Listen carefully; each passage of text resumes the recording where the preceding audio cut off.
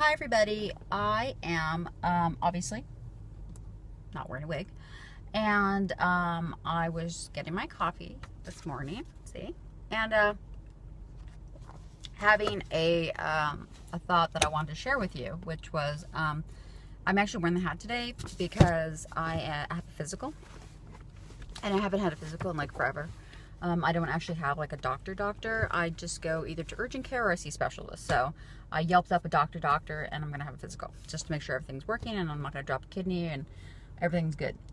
So I'm choosing to not wear the wig because in case he's looking in my ear or something like that, I don't want to have the wig conversation with a physician because then the hair loss topic comes up and I have to answer questions like, have you tried Rogaine, and have you done this and these tests and and maybe it could be stress, and it's not stress. Okay, it's just not stress, and I don't want, I'm not having the stress conversation. So it's androgenetic alopecia, it's genetic, and that is what it is. So I don't want to I just don't want to deal with it. So if I don't have to deal with it, why should I deal with it? So in order to eliminate that, I'm wearing a hat, no wig, which just brings me to the topic of my hat, which is I use the hat when I am in a lot of times when I'm walking my dog in my neighborhood, when I am going to Starbucks in my area, I'm not wearing a wig, or the grocery store, anywhere local, very within the 2-minute vicinity of my house, and I'm not wearing a wig, I'll wear the hat.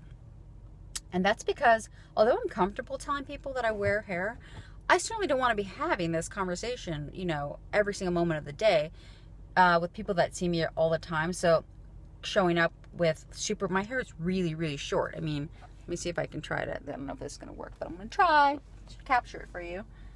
Back here, I do not know if that's working. Okay. And gosh, I wish I could see this, but anyway.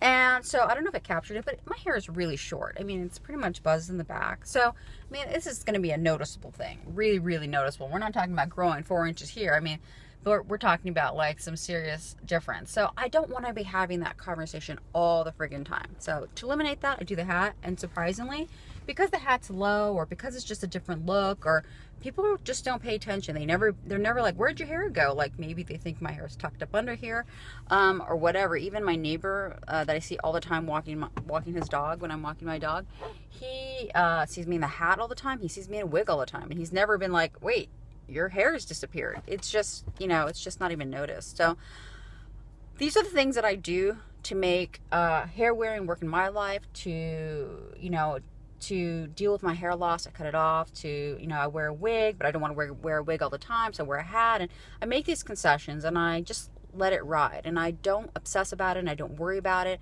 and I just do what I have to do just to get past, just to live, not get past it, but just to be comfortable, in my own skin.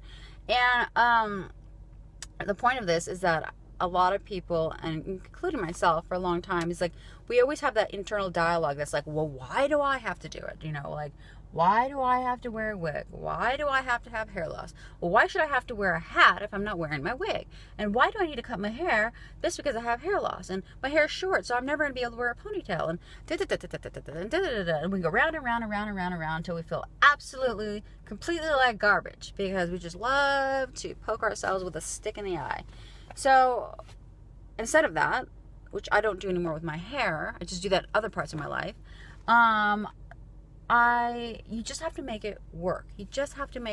I believe that the ultimate cure, and always have, for genetic hair loss, when it's lifelong, when it's something you're dealing with forever, and there's no treatment for it, the only cure is acceptance. Accepting ourselves, accepting what has happened, accepting that we can't change what has happened. It is what it is. I can't ever figure out why I was the one that had to get hair loss. Why did I have to be 21?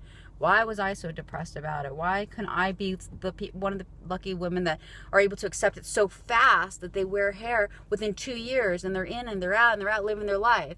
What I mean in and out, meaning they've come across, my site, and they figured it out, and they were able to just get out there and just start living. And I was just sitting there in tears, unable to process it, unable to move, unable to do anything.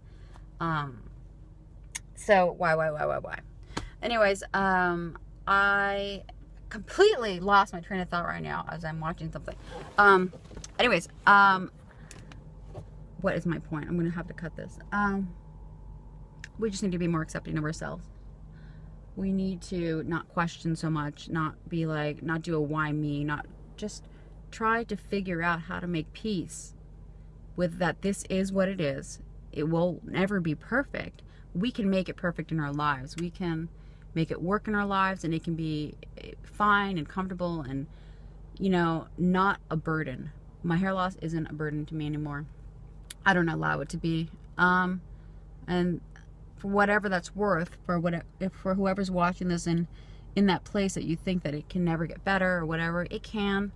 It's not that you have to wear a wig. It's not that you have to deal with it that way.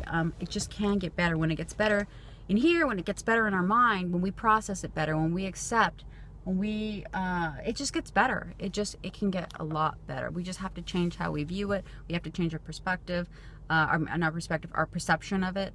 And I know that's easier said than done, but it can be done. It's hard, but it can be done.